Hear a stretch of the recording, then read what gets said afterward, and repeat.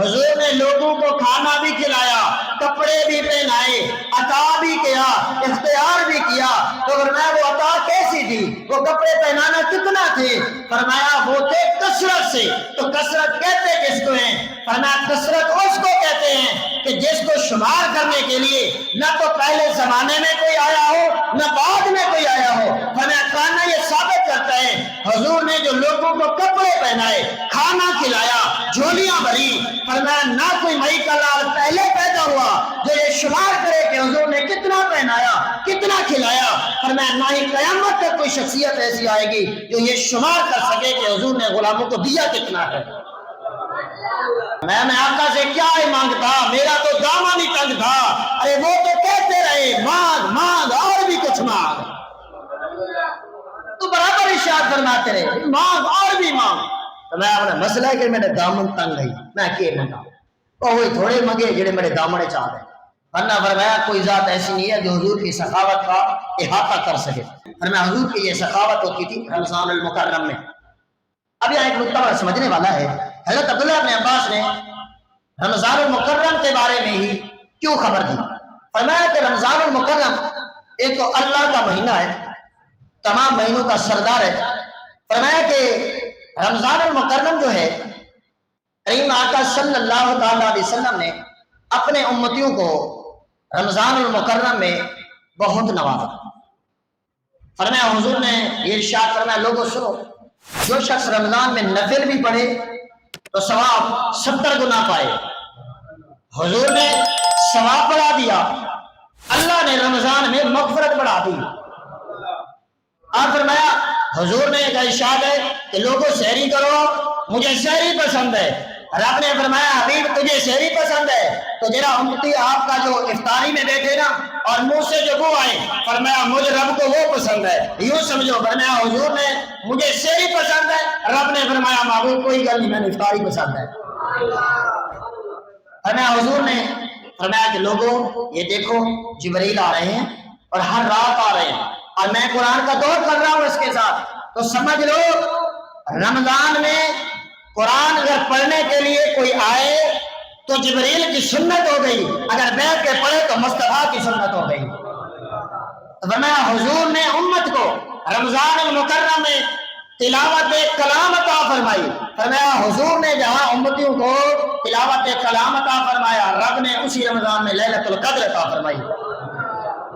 فرمایا اور ایک خاص رمضان کا یہ بھی ہے، فرمایا جب رمضان کا وقت ہوتا ہے نا، روزے کے ساتھ بندہ روزہ رکھ کے گرمی کا روزہ ہو، بندہ نا نڈھال ہو جاتا ہے، بالکل بدن کی کیا ہو جاتی ہے، سارے روزے رکھ لینا، اللہ رکھنے کی توفیق بھی دے، اللہ اس سال والا رمضان بھی سارے نصیب کرے، خیر نال ساری طرح بھی سارے روزے رکھنے کی توفیق عطا فرما دے۔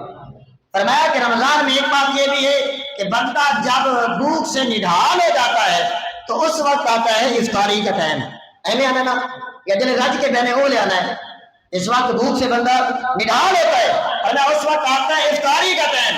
تو فرمایا سمجھ لو جب امتی بھوک سے نڈھال ہو جائیں، سارے چارے ختم ہو جائیں، فرمایا اس وقت مصطفیٰ کی عطا سطاعت ہوتی ہے، اس وقت حضور کا عطا کرنا شروع ہوتا ہے۔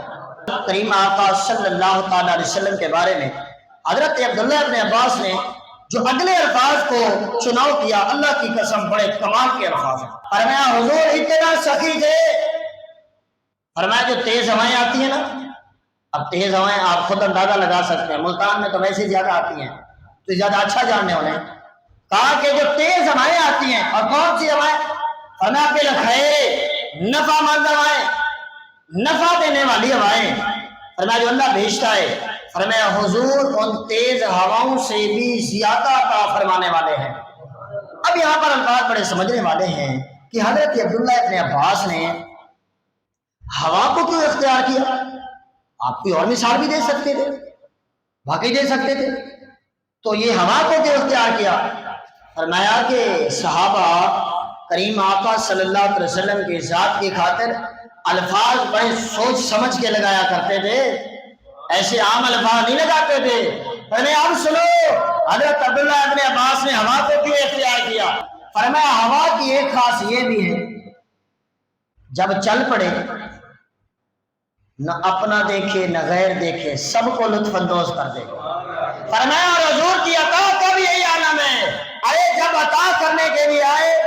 تو اپنا دیکھا نہ تو غیر دیکھا، بس جدھر جدھر حضور جلوہ افروز ہوتے ہی گئے، مانگا نہ مانگا غلاموں کی جھولی بھرتے ہی گئے۔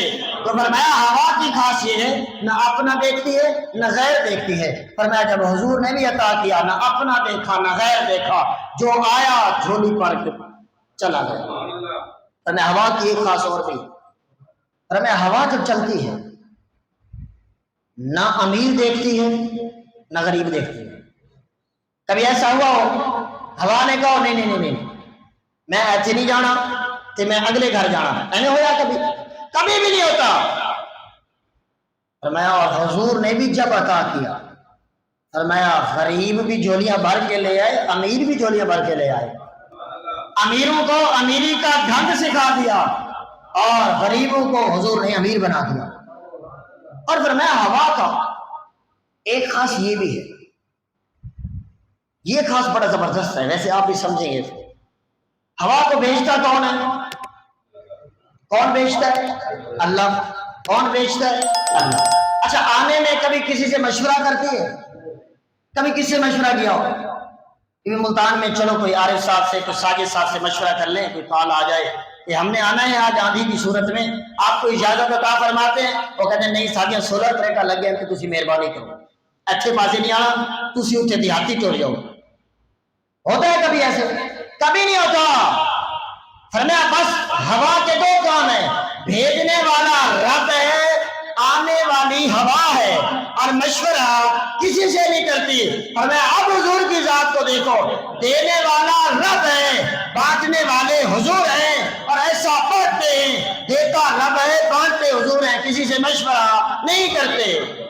تو فرمایا اس لیے حضرت عبداللہ ابن عباس نے حضور کی ذات کے لیے ہوا کے الفاظ کو اختیار کیا۔